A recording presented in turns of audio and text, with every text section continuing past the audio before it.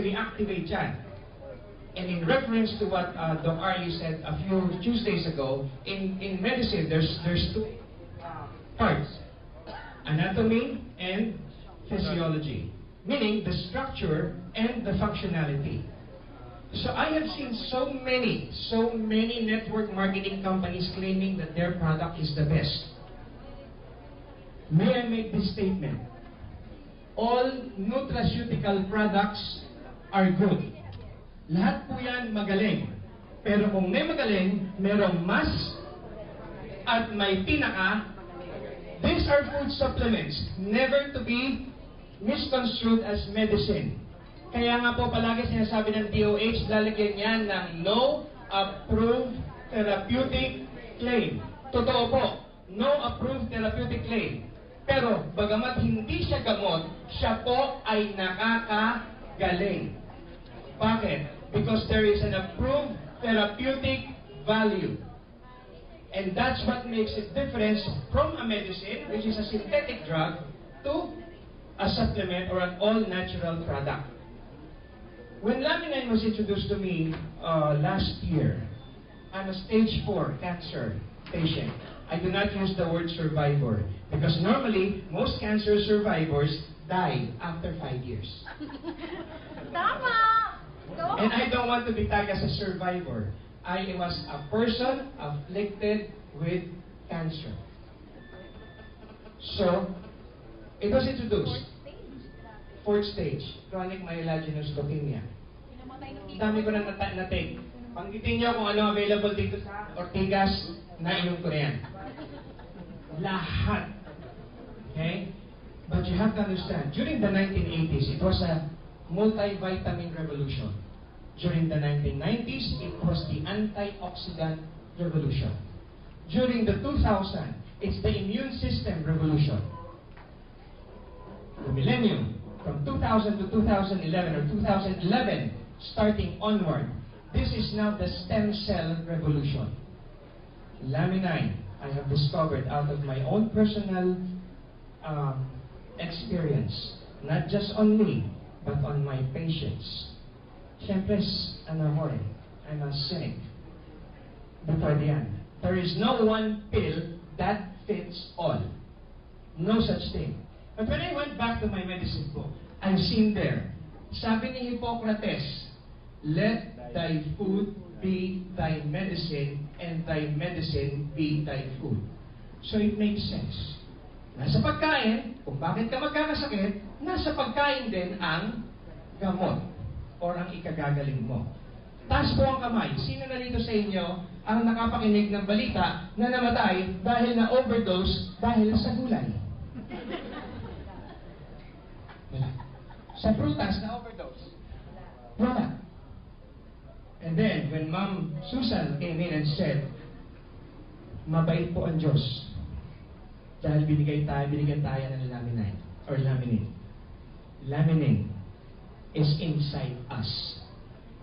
And it's the sign of the cross. Pag tinignan nyo sa microbiology, ang structure ng laminin is cross-like. For those who are religious here, ano sabi ni Jesus Christ? Ang sabi niya, I am inside each and every one of you. I am the one that binds you. Microbiology, laminin is a cellular structure that binds or holds us together. It makes perfect sense. Ayaw ko pa rin maniwala. But one day, I was called into the National Mental Hospital. Hindi po ako yun. My friend's mother was admitted at the National Mental Hospital because she was going crazy. Yun pala, hindi nakakatulog 3 araw na. Sir Butch, or Pastor Butch, gave me a blister pack of laminin. So, nagkwentuhan kami ng barkada ko. Sabi ko, pahin ko sa nanay mo to. Binigyan ko muna ng 3 capsule. Wala pa kami 15 minutes, pagtingin ko sa nanay niya, tulog. Tulog. 3 days hindi natutulog. Wala pa kami 15 minutes tulog. So, kwentuhan lang kami. Sabi ko, pabayaan mo lang. Let her sleep. Kasi pagka hindi ka nakatulog ang tao, naaaning yan eh. Kaya karamihan mo, kami mga doktor, pagka naka-duty kami, most of the time, naaning din kami. Kasi 22 hours na kami busy. Di ba? So, yung pasyente, tulog. After 3 hours, Nay, baka mautot kayo dyan. Siguro. Anyway, after 3 hours, the mother woke up. And then the mother said, Anak, nagugutom ako. Oh, pakainin mo, nagugutom daw. Anong pwede ka? Pakainin mo lahat ng pwede niyang kainin. Kumain. After the meal, sabi niya, nasaan ako? Sabi niya, Nay, nandito po tayo sa Mandaluyong. Saan? Sa loob? Sa labas? Nasa loob tayo. Bakit nila mo ako dito? Hindi naman ako sinaulo. Uwi na tayo. Uwi. I saw her last week. Okay na siya. Galing. Sabi nga, ano yung pinainom mo sa akin? Laminate po, isa stem cell. Pabilahan. Magkakalo yun. Pag sinabi ko sa inyo kung magkakano ko binibenta ang laminate, baka masira ang market value. Because I sell it 3 times the amount I paid for it. And people buy it. Because it's still cheap. To have a stem cell, I had a tomotherapy at the City of Hope in Los Angeles, California. It cost me $180,000 just to have the stem cell transplant. Now, nandito in a form of capsule. Eto ngayon, I have a friend. Stage 4. Stage 4 cancer. Sabi ko, bro, I cannot do anything. You are under the management of your physician. Please do not play doctors. Huwag mo sabihin sa, eto, inumin mo to, gamot ito, gagaling ka. Always consult with your doctor. This is a complementary alternative supplement. It will complement whatever medicine that you are taking. It will neutralize the bad toxins of the pharmaceutical drug. And at the same time, enhance the structure so that the physiology will be good. I saw my friend, I haven't seen him for 20 years. When I saw him, he was stage 4 cancer. Prostate. Sabi niya, Doc, ano bang pwede? Sabi ko, pag pinainom ba kita ng blender ng palaya, iinumin mo? Opo. Kahit na ano, wag lang pako, iinumin ko yan. Bakit? Kasi gusto ko pang mabuhay. Bakit mo gustong mabuhay? Kasi sayang yung yaman ko. You see, the problem with people is that when we are young, we use our health to achieve wealth. And then when we're wealthy and old, we use our wealth to gain back our health. To the point na maubos na lahat ng pera mo. Gusto mo lang gumaling. Ito po, as what we always say, prevention is better than cure. So binigyan mo siya. I gave him a full dosage. 2 in the morning, 2 in the noon, 2 in evening. Sabi ko, kung ano mo pa iniinom mo, na binenta sa'yo ng kahit na sinong network yan, inumin mo lang. Pero eto, heavy dosage ka. Mega dosage ang tawag ko doon. I saw him earlier this afternoon.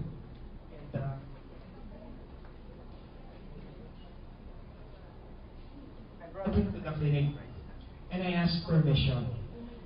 When I saw this result, I was amazed. I have never seen a result as good as this. So I decided I am going to drop by. After dropping by from another company, I told Ma'am Susan that I'm going to drop by here. Okay? And I want to share. What we do in our clinic is what we call the bioresonance imaging, BRI scan. It is a combination of the MRI, CT scan, 2D echo, 3D echo, name it. It is the equivalent of your 2 days executive checkup. We do it in 45 minutes. I was surprised. Dinig ba? I was surprised because when I did the scan of this patient, hindi ko nadala yung before eh. So next week I'm gonna bring the before. Yung mga greens na nakikita po ninyo was all red, blue, and black. All organs before. So I gave him a full dosage, 2 capsules every meal. The result was so amazing that everybody in the clinic started asking me, ano yung pinainom mo dyan, Doc? Sabi ko, hindi pwede, mapapagalitan ako dahil yung may-ari ng clinic, Sunrider dealer eh. Sa labas tayo. So, everything on the chart, the heart, the colon, all turned into green. And green says, condition of functional balance. Ang naiwan na lang po na hindi pa clear ng husto is the gastric glands.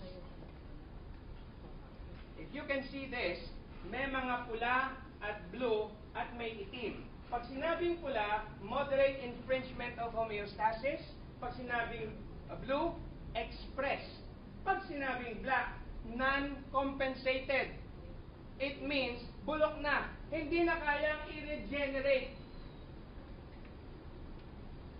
Eh kaso na-regenerate po eh. All the blue that you will see in this printout used to be black. And all the reds that you will see used to be blue. So, na-reverse. Sabi ko, dun sa nurse namin, print mo ko yan. Print mo ko because this is one for the books. And I'm starting to document all results of Laminine. Why? Because the Senate Regulatory Board on Network Marketing will require each and everyone to use a data if you are going to testify in their behalf. Otherwise, you let the person testify. Ngayon po, pagkagaling dito, babalik ako sa Mall of Asia, imimit ko yung pasyente, dahil bibigyan ko pa ng Laminine. Hindi ako tatanungin kung magkakano ka binibenta. Ha? Magkakano yung Laminine natin? It's $43? 49. 49 times 3.